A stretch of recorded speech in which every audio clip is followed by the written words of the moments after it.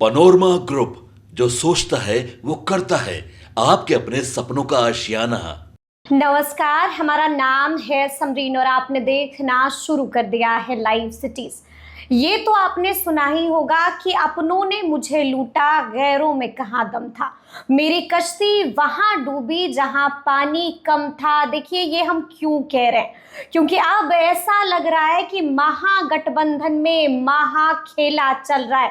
अपने ही अपनों को लूटने में लगे हुए हैं। देखिए, सब कुछ हम आपको तफसील के साथ इस वीडियो में बताएंगे और इस वीडियो में हम आपको ये भी बताएंगे कि कहां कहां खेल चल रहा है और कौन किसको लूटने में लगा हुआ है।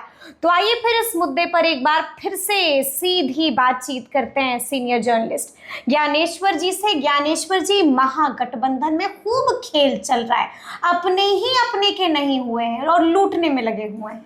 देखिए समलिन जी, खेल तो चल ही रहा है और देखिए खेल ऐसा है कि आरजेडी की हिम्मत नहीं हो पा रही है कि वह उम्मीदवारों की सूची को औपचारिक रूप से ऐलान कर दे। बिल्कुल। और देखिए कांग्रेस ने 48 की सूची जारी कर दी और 10 बचे हुए थे। लेकिन जैसे ही कांग्रेस ने सूची जारी की, उनके उम्मीदवारों के खिलाफ भी आरजेडी प्रत्याशी देने लगा। बिल्कुल। तेजस्वी यादव घर से नहीं निकल पा रहे हैं और ऐसे में कहें कि महागठबंधन को बचाने की यदि सबसे ईमानदार कोशिश किसी ने की है तो वह भाकपा माले ने की है, सीपीआई माले ने।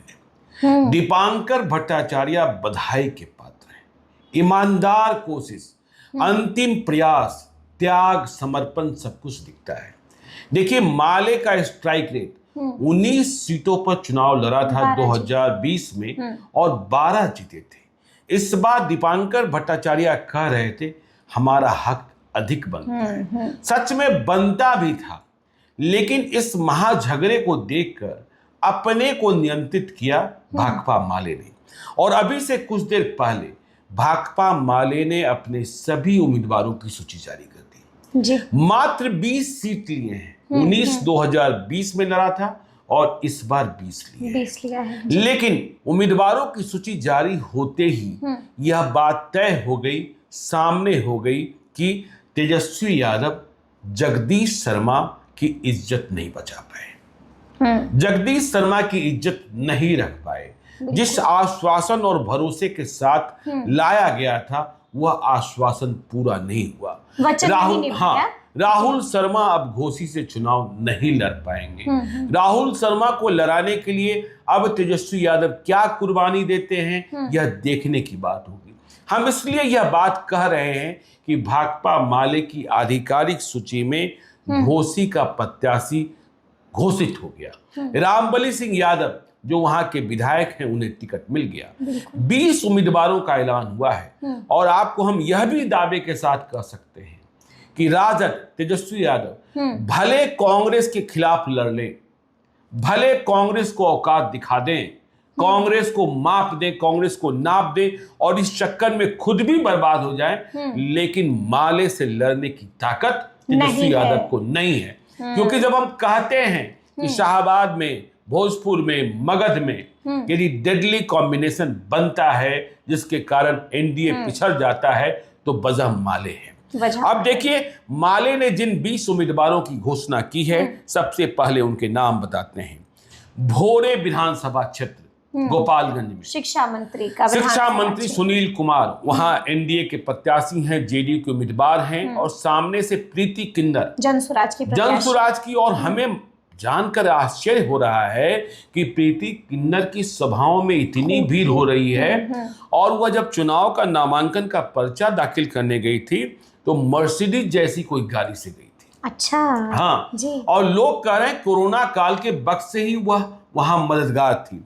2020 में भी सुनील कुमार माले उम्मीदवार से मुकाबले में मामूली ही मतों, कुछ 100 मतों के अंतर से चुनाव जीते थे। तो भोरे से धनंजय भाकपा माले के उम्मीदवार बनाए गए। जीरादेई देखिए अमरजीत कुशवाहा फिर से बने उम्मीदवार, चुनाव जीते हुए हैं। दरौली सीट देखिए, अब दरौली सीट किसे मिल गई? एलजेपीआर को मिली है। यह भाकपा माले का गढ़ है। यहाँ सत्यदेव राम, दरौंधा अमरनाथ यादव, ठीक है।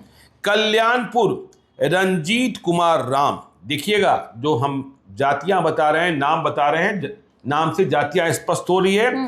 भाकपा माले ने अपनी पहचान को नहीं खोया है।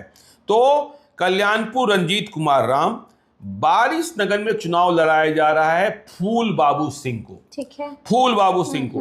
अब देखिए, बारिश नगर के बाद राजगीर विश्वनाथ चौधरी। देखिए, राजगीर की सीट भी कांग्रेस चाहती थी। वहां रवि ज्योति या अमर आजाद को चुनाव लड़ाया जाना तय माना जा रहा था, लेकिन भाकपा माले ने और कांग्रेस ने भी ऐलान नहीं किया। कांग्रेस भी भाकपा माले से नहीं लड़ना चाहती है। आपने देखा होगा कि जब रिश्ते खराब हुए मुकेश सहनी महागठबंधन से बाहर चले ही गए थे, तो वहां भी ईमानदार कोशिश दीपांकर भट्टाचार्य ने की, लेकिन तेजस्वी यादव तो घर से निकलने की स्थिति में ही नहीं है। तो राजगीर के बाद दिव्या गौतम, सुशांत सिंह राजपूत की ममेरी है, बहन लगती है। अब देखिए, फुलबारी गोपाल रविदास जीते ही हुए हैं, श्याम रजक से मुकाबला होगा। पालीगंज संदीप सौरभ जीते ही हुए हैं।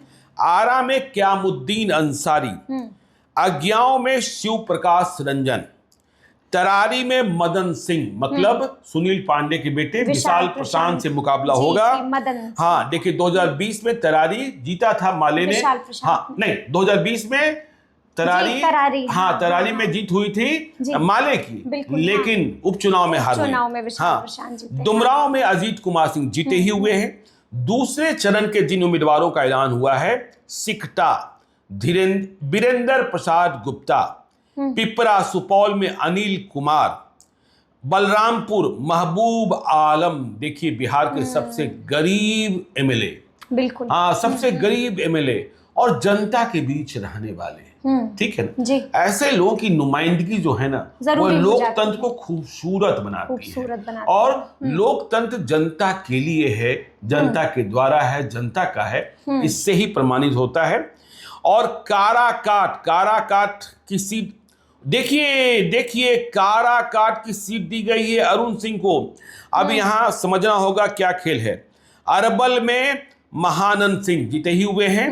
और देखिए, घोसी आखिरी नाम जिस पर इतना ज्यादा झंझट था, राम बलि सिंह यादव। तो अब क्या होगा जगदीश शर्मा का, राहुल शर्मा का जी क्या हुआ? जहानाबाद से लड़ाए जाएंगे। ऑपरेशन भूमियार का क्या होगा? सुदय यादव का टिकट कटेगा। देखिए, जगदीश शर्मा के साथ वचन न पूरा कर पाना फिर से परेशान कर सकता है महागठबंधन को। देखिए, जगदीश शर्मा तब आए राजद में लालू यादव और तेजस्वी यादव की बातों पर भरोसा करके, जब राहुल शर्मा का टिकट ललन सिंह ने जेडीयू से घोसी से फाइनल करा दिया था। लेकिन जो रिश्तों में खटास थी, रिश्तों में इतनी बात बिगड़ गई थी, उपेक्षा की शिकायतें थी कि जगदीश शर्मा ने अपने पुराने साथी लालू यादव के साथ चलना पसंद किया।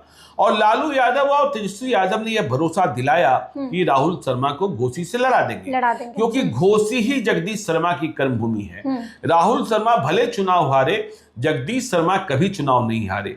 जब एक बार उपचुनाव भी हुआ तो सत्ता की तमाम कोशिशें जगदीश शर्मा की पत्नी को हराने में लगी, लेकिन फिर भी जगदीश शर्मा की पत्नी जीती। तो क्या इस बार घोसी छोड़ देना पड़ेगा इन परिस्थितियों में? क्योंकि हम बार बार कह रहे हैं कि तेजस्वी यादव की हिम्मत नहीं है कि माले से भी पंगा ले लें। माले जहां लड़ रहा है वहां फ्रेंडली फाइट की बात कर लें। तो अब राहुल शर्मा कहां? जहानाबाद। सुदय यादव का टिकट कटेगा क्या? क्योंकि सुदय यादव के खिलाफ विद्रोह की बात भी थी। या फिर अत्री, कि अत्री में क्या राजद टिकट काटेगा? और यदि आप नहीं दे रहे, देखिए अब तमाम स्थितियां परिस्थितियां, आपने शिवानी शुक्ला को रुलाकर टिकट दिया, वहां कांग्रेस ने दूसरे को उम्मीदवार बना दिया था। लेकिन आप जब कहलगांव में रजनीश यादव को दे रहे थे, आप दूसरे विधानसभा क्षेत्रों में कांग्रेस के खिलाफ उम्मीदवार दे रहे थे, तब शिवानी शुक्ला को भी उम्मीद थी कि मुझे तो मिल ही जाएगा। और वह जिस तरीके से अपने को शेर की बेटी कह रही थी, कल देखिए वहां खबर आ रही है कि सूरजभान सिंह और मुन्ना शुक्ला की मुलाकात भी हुई है हाजीपुर कोर्ट पे। अच्छा जी। इसी मामले में दोनों गए थे। सूरजभान सिंह की पत्नी बीना देवी यहीं गई, लेकिन जगदीश शर्मा एक पहचान है। और देखिए, जब राहुल शर्मा ने जेडीयू का टिकट लेने से मना किया तो जो अरुण शर्मा की एंट्री रुकी हुई थी, अरुण कुमार की एंट्री हो गई और उनके बेटे ऋतुराज को घोसी में उम्मीदवार भी बना दिया गया। तो राहुल शर्मा का होगा क्या, और राहुल शर्मा का नहीं। और देखिए कल रात का डेवलपमेंट कि आप कह रहे थे कि जो लोग कहते हैं कि भूरा बाल साफ करो हम उनके खिलाफ रहेंगे, लेकिन आपने बारसलीगंज में कांग्रेस ने मंटन सिंह को उम्मीदवार बनाया और आपने तुरंत अनीता महतो को बुलाकर सिंबल दे दिया। तो आप भूरा बाल के साथ भी हैं और भूरा बाल को साफ करने वाले उनके साथ भी हैं, उनके साथ भी हैं। तो यह स्थिति परिस्थिति, तो अब तो देखना होगा जगदीश शर्मा की इज्जत बचेगी या मिट्टी पलीद हो जाएगी। और जहानाबाद में चंदेश्वर चंद्रवंशी को जेडीयू उम्मीदवार बना चुका है, यह पता ही है आपको। बिल्कुल। तो ये सारी स्थिति परिस्थिति हम में रोमित कुमार को उम्मीदवार बनाया गया है, वह भी अरुण कुमार के भतीजे लगते हैं। तो ये सारी स्थिति परिस्थिति में अब देखना है जगदीश शर्मा की इज्जत बचती है कि नहीं बचती है, क्योंकि इसका बड़ा संदेशा जाएगा। घोषी तो छिन गया दिखता है, घोषी छिन गया दिखता है। तो अब देखना होगा कि आगे आगे कहां पर और खेला हो जाता है। तो फिर ये पूरी बातचीत, ये पूरी चर्चा आपको कैसी लगी है, कमेंट करके हमें ज़रूर बताइएगा। तो ऐसे तमाम अपडेट्स के लिए बिल्कुल ऐसे ही हमारे साथ बने रहिएगा और देखते रहिएगा लाइव सिटीज़। बहुत शुक्रिया, धन्यवाद।